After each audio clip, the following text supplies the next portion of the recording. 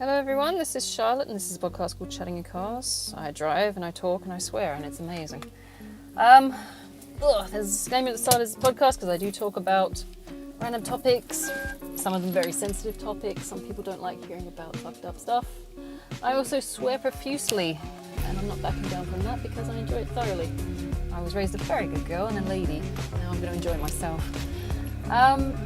The topic for this very hot 40-degree fucking Australian drive home in summer, second day of summer, I'm dying, is, what did I say? Oh, I'm gonna get run over by old people. Did I right? I wrote it down. Goal setting. Goal setting. Now, some people don't like goal setting. Some people like to wing it. Some people don't have a trauma background and are happy to just fuck around and find out. I have a trauma background. I don't like winging it. I like to cramp up to the balls. I like to know that when I start something, I'm going to be able to finish it. That's me by nature. That's me with ASD. That's me with trauma. That's the way I was raised. So I was conditioned to get organized and be mobile. It's also part of my job as a teacher, so I don't wing anything. I mean, even when it comes to, like planning anything out, you want to make sure it works, otherwise why the fuck start? I don't like wasting time or resources. So that's part of a poverty mindset as well, not poverty but the poverty cycle. Knowing that you haven't got access to much, you need to know that you can make the use of what you've got. If you fuck around with stuff, resources, and just waste them, you're going to have trouble finding a way to get them again. Sorry, one of my kids trying to cross the road with a scooter. What are you doing? He's messing around with the lollipop people. It's hilarious. I do not feel sorry for them. I just had him for 8 hours. You can have him back. Oh, gross. Oh, I keep seeing parents with like the arse scrunchy leggings, and I'm just wondering if they're delusional about what they think they look like. I don't know. It's not right. It's like a cat's ass staring at you. I said, what the fuck are you doing? But it's like a saggy cat's ass. Anyway, I'm not going there. I'm putting my air conditioning on.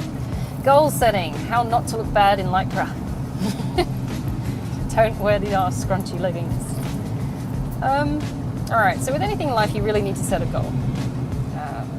Even if it's just a case of I need to finish school, or I want to get a job, or I want to do this, or I want to get married, or I want to have a kid, or whatever. There's always a goal involved. There's a lot of cases where people aren't setting goals, they're underprepared, and that means that they, wrong gear, it means that they fuck up the entire process. That happens too. What's the old saying? If you fail to prepare, you prepare to fail. I remember that one growing up. But then again, I was also a girl guide and a brownie, so you're not allowed to call them brownies anymore. Yes, I don't know why. They were never an ethnically based thing. They were a species thing. A brownie is a type of fairy. So whoever has got that in mind, you are racist. It's like, I'm criticizing fairies. It's like, well, it doesn't work that way. You're being speciesist now. It's just a weird conversation I remember having one time. Sitting there going, why are we're not allowed to use that word now? Because it might allude to someone's ethnicity. I'm going, well, it's based on fairy lore, so what the fuck are you upset about? It just doesn't make sense. There's a weird conversation in itself. But, in that kind of organization, it's like the Boy Scouts. They teach you about preparing for life, or attempting to. It's basically in the girls' strand of things. When I was doing it, it was about promoting leadership skills, prepping, life skills, things like that. And it does help you understand what kinds of things are going. And I only did, brownies because my older sister wanted to do brownies and girl guides. I think I only did it for a couple of years. But, you've got a natural predisposition to be able to organize things, fueled by a fear of failure. Because the failure results in getting the shit kicked out of you by your parents. You're going to learn to prep and goal set and get things done. Whether that fuels my ability to get shit done now, I don't know. I know I have a streak of stubbornness that I tend to stick with things. That's also something that can be a bad thing. You tend to stick in things like shit relationships for too long, or trying to give people extra chances when they've proven to you time and time again that they're, a piece of shit. And you just keep saying, oh, but if I keep sticking at it, maybe it'll get better. And it's like, nah, it's not going to get better. They've shown you who they are. Stop trying to see the good in them. I did not goal set with that relationship at all. And that's where I fucked up, maybe, I don't know.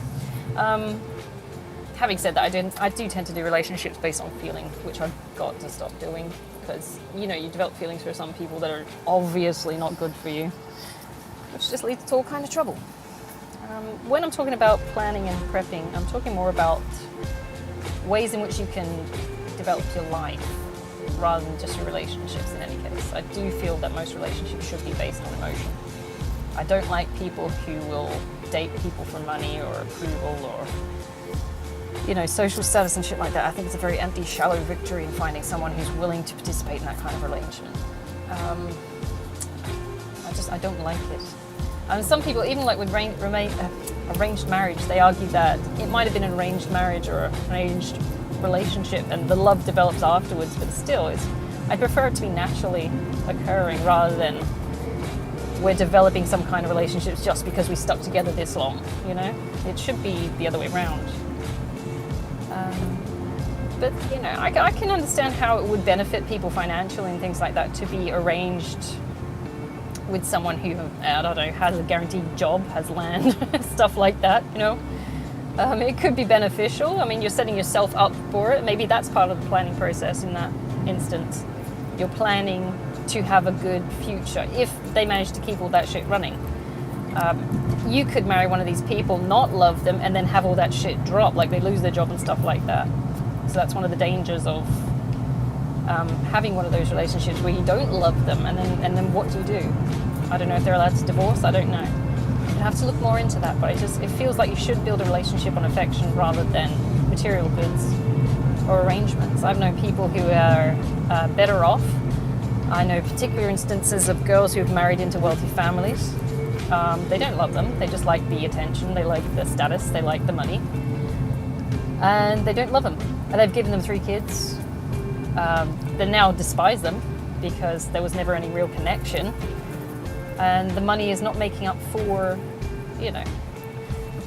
not making up for the lack of attention, lack of affection.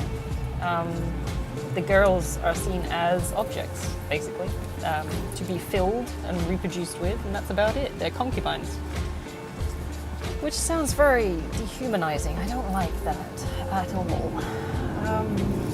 I wouldn't risk it myself. I wouldn't wish it on someone. It feels like you're just an appliance to install and uninstall and fuck off whenever it gets boring or old. So I would rather it be like a natural emotion developing kind of arrangement. Having said that, I married for love, and we all know about how that ended, so not very great. So I don't know, maybe someone else knows better about this than I do. Obviously, other people have had lasting marriages and things like that, but I think honestly, if you're going to be with someone for the rest of your life, you should love them rather than just love their money or love their social status or love that they get attention. Cool by association doesn't exactly sell it for me, because that shit's fleeting. Like in the celebrity world, things are, you're up one day, you're down the next. So, one day's saint is another day's sinner. It just doesn't make sense to stick with someone based on that shit. No, it doesn't seem worth it. I know I could never, date an actor because they have to do like kissing and sex scenes, and I just know that's cheating, and I'm like, I don't care if it is for your work, I'm not into it, no. It's for work, I have to, I don't give a fuck. You don't put a price on infidelity and think it's a bailout, no. No. It's insulting to everyone concerned. It's essentially prostitution, it's softcore porn, so I'm just like, no, it's just a kissing scene. Yeah, to you it's a kissing scene, to your partner it's cheating. If it was me kissing another guy and claiming it was for my job, it would be cheating still. But because you're on a stage or on a screen, apparently it's alright. Like, it's not alright, it's cheating. Just because you put some gloss on it doesn't make it any less infidelity. No. It's seems odd to me that they can sort of make these grey areas. It's not a grey area. If the camera wasn't there, it would be cheating. This is why actors have so many problems with forming solid relationships, because you're promoting and undermining your own relationships with shit like that. Sitting there going, why does my person not love me anymore? Because she saw you fucking that other person in that scene. It makes people insecure. It makes people feel like shit. It's like, why are you with me? Are you with me while you're, fucking that person, or are you thinking of someone else? We'd like to believe that our people are faithful to us, but realistically, if you're willing to replicate sexual acts with someone else, then it's not going to feel very stable in that relationship, is it? It's like when you're with your partner, are they thinking of you, or are they thinking of the person they fucked on the screen? It's a horrible seed of distrust they plant in the mind. It's horrible. I mean, it does occur in everyday life, not just on the screen and stuff like that, but with recorded evidence, it makes it 10 times worse, because now there's doubt, and it's heavy doubt. And someone will say, oh, but you have to be secure in yourself and your sexuality and knowing your partner, then it's all fine. It's like, no, you should never put your partner in a position where they actually cause that distrust, or they feel that insecure. It's like, if you love them, you look after them. You don't make them feel, or put them in any kind of position where they might feel in danger, that they're unsafe, or they're unstable in the relationship, or they don't know what's going on. The distrust is the killer. It's the poison that will fuck up the entire relationship. So that's why I know I'll never date a celebrity, because they're bullshit artists. They just get paid a shit ton of money for it. I'm like, nah, no. And that's a deal killer for me. Infidelity is just like, no. I won't even start it. If there's a hint of it, I won't even fucking start it with someone. I'm just like, no. No. Some people can date hookers and shit, and it's like, you're literally fucking someone else, and you're fine with this. It's only for work. It's like, no, it's not, actually. There's an emotional connection, not just for women, but for men. There's an emotional connection for men. Like, my ex-husband used to not be able to get hard, for example, because there was no emotional connection towards the end of the relationship. He used to go soft. So men do have an emotional connection to the people they're fucking, as much as Andrew Tate says they don't. As much as he says that I should stop listening to that guy. As much as he says that it's more forgivable that a guy can cheat because there's no emotional connection. That's bullshit. Your emotions, and I know this for a fact, guys' emotions control their ability to get hard. If there's no emotional connection, or, there's, even if it's just lust, there is still an emotion attached to that. Everybody is connected emotionally when they fuck. People become desensitized when they fuck around too much, because they just see people as objects to be switched in and out like a fucking broken fuse. It's like, oh, this one's broken, I'm going to fix another one, find another one. It's not a fuse box, dude. Can't just replace them when you get bored or it gets burnt out. I never understood that side of things. Some people see other people as just so replaceable. It doesn't make sense to me. You completely negate every aspect of their value when you do that. It's the throwaway mentality. It's like, we throw away used ice cream containers, old shoes with holes in, people we're bored of. It's just, it doesn't make sense. I'm not saying that you need to stay with someone who's toxic as fuck. If they're actively trying to hurt you, then fuck them off, obviously. But, I don't see it. Like, I never got bored of my ex-husband when I was with him. He was an asshole. But it was never to the extent where I was going to leave him. It took something absolutely drastic and significant, like wanting an open marriage, for me to fucking leave. But I would have left him otherwise. And I put up with a lot of his shit. I'm not in line with the throwaway generation where it's just people are disposable. What do they call it? The hookup culture, where nobody really invests in anyone as a human being, just as a set of genitals and maybe something to kill time with. It's Helen. But again, that's really a tangent, because right now we're talking about planning and goal setting. So when you enter a relationship, if you're going to stick with that particular theme, if you enter a relationship, you want to plan ahead and make sure that the person you're willing to sacrifice your body to, mind, heart and soul to, is actually worth your time. Don't just fuck around and find out, because you will find how disposable you've made yourself. I mean, I'm having trouble understanding. Apparently, because I've never really dated. I met my ex-husband at 17. I married him at 27. We had 10 years. And then, at 33, I had to divorce him. I didn't want to, but it was a question of morals. And I said no, and I left. I was severely pissed off when it went down, because I had not planned for that at all. I assumed we'd be together for the rest of our lives. That was my goal, to find a stable relationship, marriage, all this business, because that is what I was rebelling against, was my shit-ass family and my parents who have got this fucked up toxic marriage. When I realized that this particular marriage, mine, was going to be more toxic than my parents', I bailed. And unashamedly, I'm not sticking in a relationship where it's an open relationship and I get abused by him turning up with hoes whenever he fucking feels like it, banging and bringing him home, and I just have to be okay with it because I said I was going to be okay with it. Like, no, that's not me. That's not my authenticity. Fuck that off, and fuck him off too.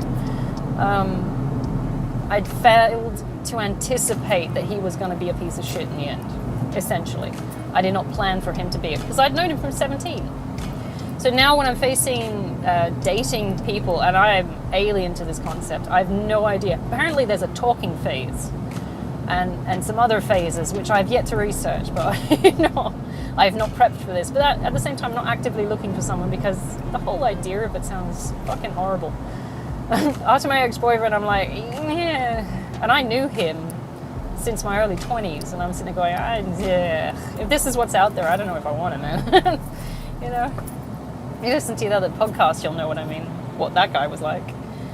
But then again, if I don't go looking for, or at least trying or having a look, does that mean that he's one? Because ideally, your ex doesn't want you to find someone new, do they? Because then you'll be alone and lonely and suffering. And it's like, that only works if you're not a Sigma.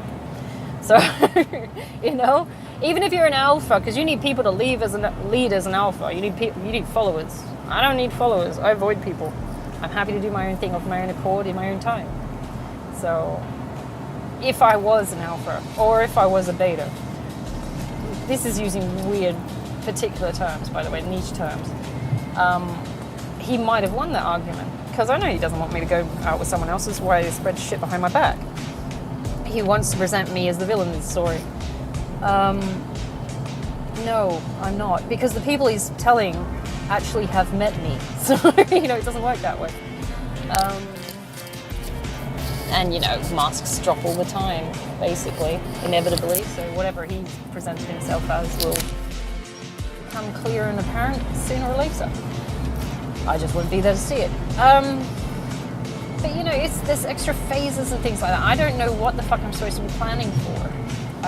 There's a talking phase, there's a texting phase, there's all this thing where apparently we're exclusive, but we're not exclusive, and all this extra detail and shit. And I'm sitting there going, this is a lot more shit than I think will be worth integrating into my life. Because as far as I remember, all you have to do, you ask someone out, they say yes or no, and then you just go with what you feel comfortable in terms of like sex and sexuality and stuff like that. I don't remember the talking phase. I don't remember people not being exclusive. If you ask someone out, that's your person, right? Apparently you can just sleep around but be dating someone. You could date several people at one time. I'm sitting there going, I don't remember that. I thought you just pick one. One at a time. It's like watching assholes in the gym do circuits. It's like, you are an asshole and you're fucking up every area you are using. Why don't you just pick one and do it fucking properly? You're embarrassing yourself. We all see you doing it.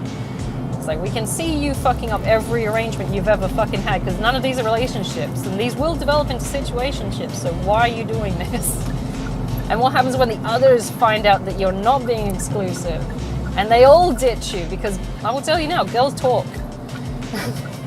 They talk, they'll find out, they will talk to the other ones, and then you've lost a whole fucking network of girls. It's like, that guy's an asshole. It's like, yeah, I know, fuck him. It's like, oh, we'll fuck him. Fuck them all. Injustice is strong within the female sex. we know that shit. We don't do that shit. You got like a bro code, you've got like a girl code. It's like, the girls will not stand for that shit. Only an absolute hoe would go for that and be fine with cheating on someone knowing that they got someone. And that's absolute fucking trash. You don't want that shit. They're going to drain you of your money. They're going to drain your resources and fuck up any stable relationships you have. So yeah, good fucking luck with that. All because you want to get your dick wet. It's fucking ridiculous. But at the same time, Anyway, let's get on to a different topic, because I can rant about that all day.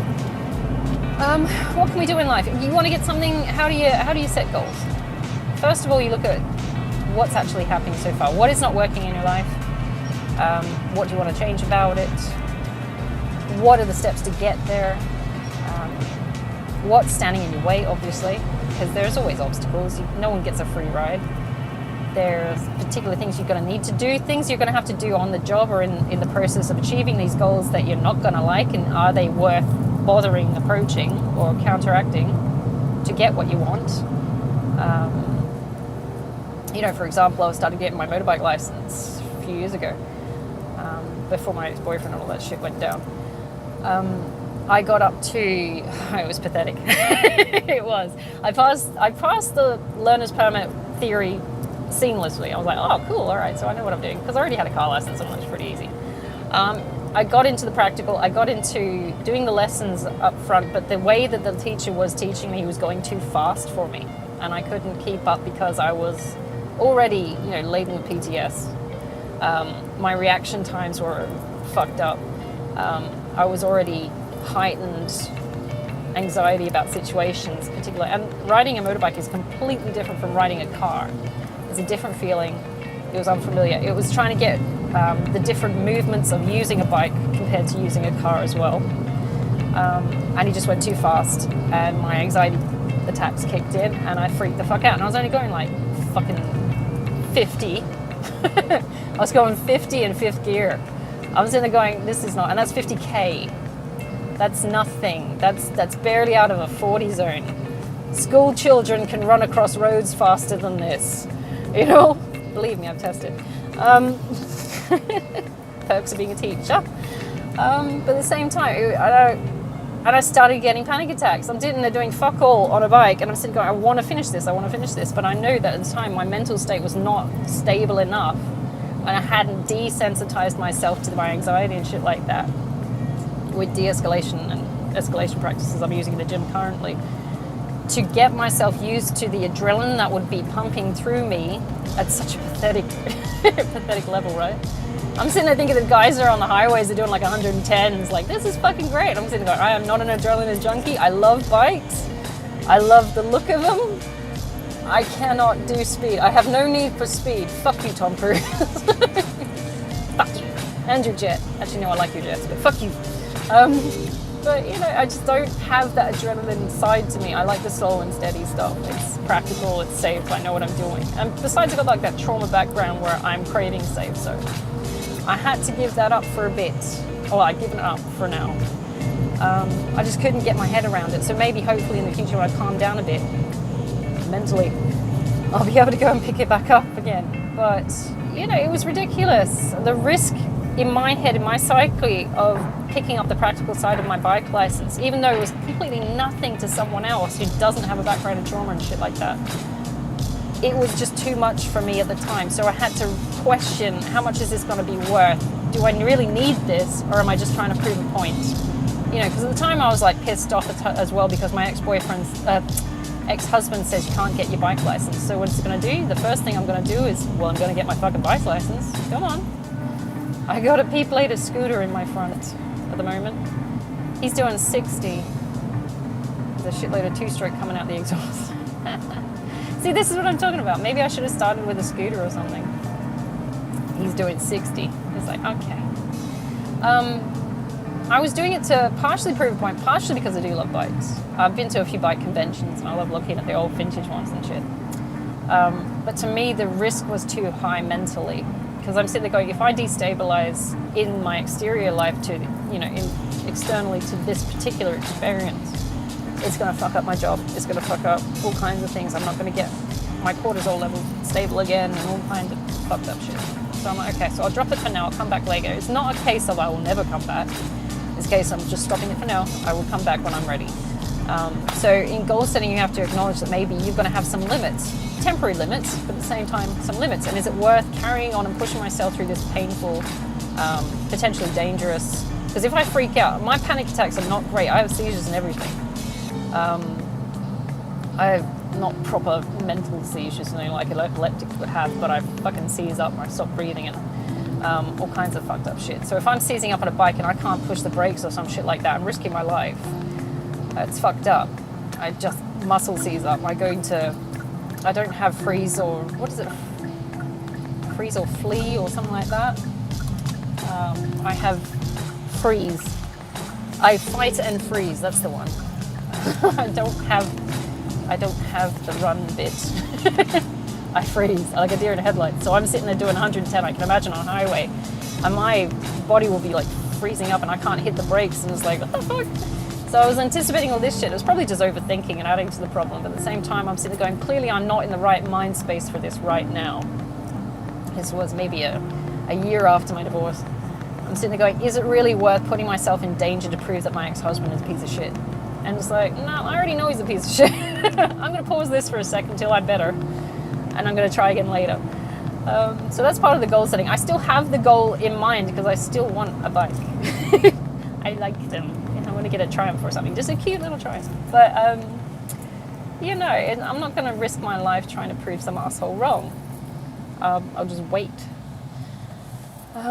So that's part of goal setting, being adaptable to, circumstances which come with the goals. I was like, I didn't foresee that I would have panic attacks on a bike. I just thought, it's going to be a little bit fast, maybe like a push bike.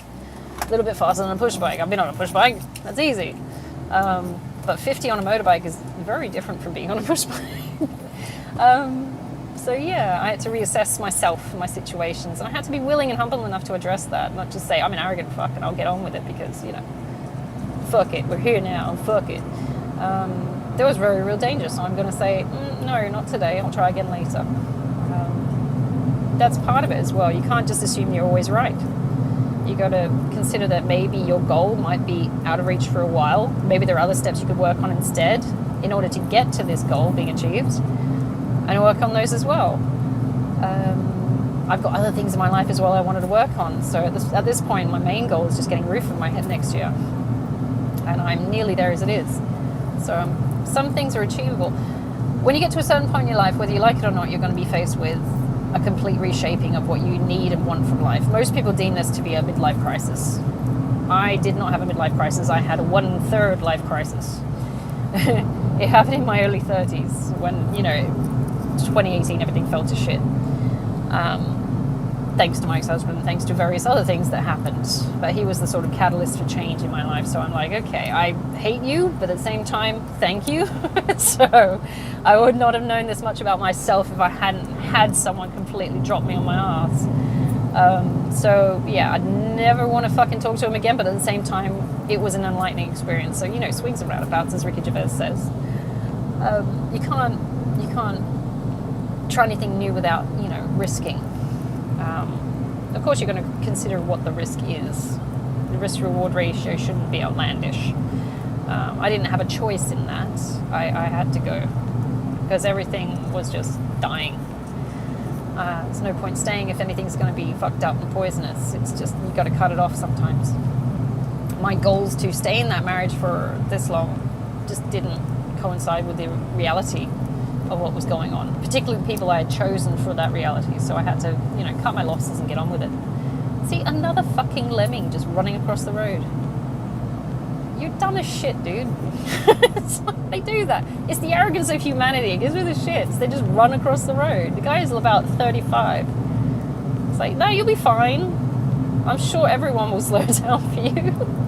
And no one will definitely speed up with a rhubarb, It's the arrogance. People give them the shits. Anyway, he's just grinning as he runs across. I'm like, yeah, if I had a rhubarb, I'd fix this problem here and now.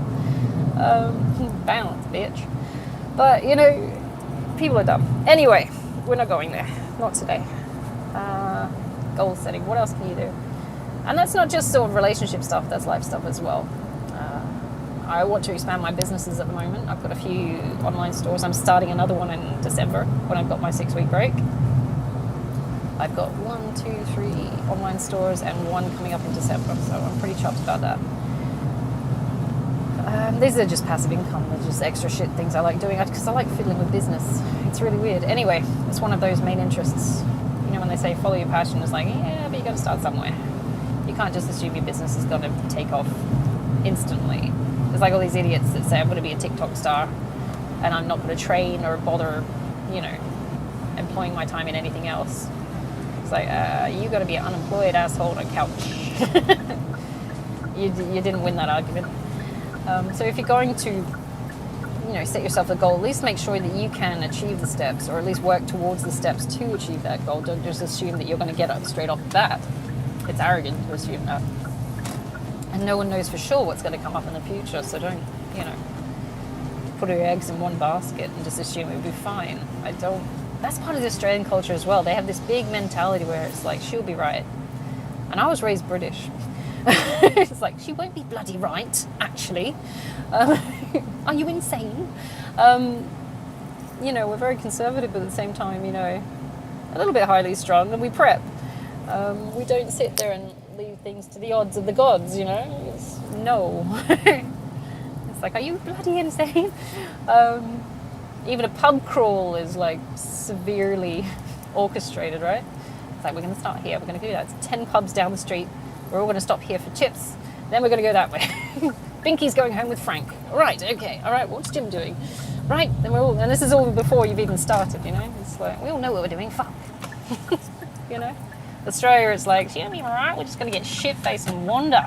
It's like, somebody's lost a leg. We're all bleeding. I don't want to get arrested today. It's like, who the fuck are you? Why are we hanging out with this old dude? I don't know. It's like, but that's the adventure that is Australia. Some people like it, and it's part of the culture. She'll be right. No, it's not. She won't be right. I don't. To me, that just screams half-assing. I'm like, don't. I hate half-asses. I really do. So, yeah. I don't know if it's a cultural thing where you are, what kind of goal-setting shit you want to do. It just screams logic that you should be prepping. And bearing in mind, I was given a sort of hazing/militaristic background, where if you fucked up or failed, you were punished severely physically. So I'm already pain avoidant with shit like that. I don't want anything to go wrong, ever. Because, I don't know, maybe my mom's going to turn up from somewhere and beat the shit out of me. I don't know. She has ways. These women have ways. Alright, so I'm going to leave it there, I think, because I've got to go get some foods. I'm wishing you all the best, even if you just listen to me crap on about goal setting for like 35 minutes. And I achieved nothing. So, what is she crapping on about? I don't know, she's old. I hope you have a fantastic Thursday. I'm going to go bake some cakes because I've got to take some to my mum tomorrow. Funny enough, she's had a hip surgery, so I'm like, I'll turn up with some flowers and cakes and shit. Because I'm awesome, and I'm definitely not a people pleaser anymore. Oh, God help me. Right, have a good one.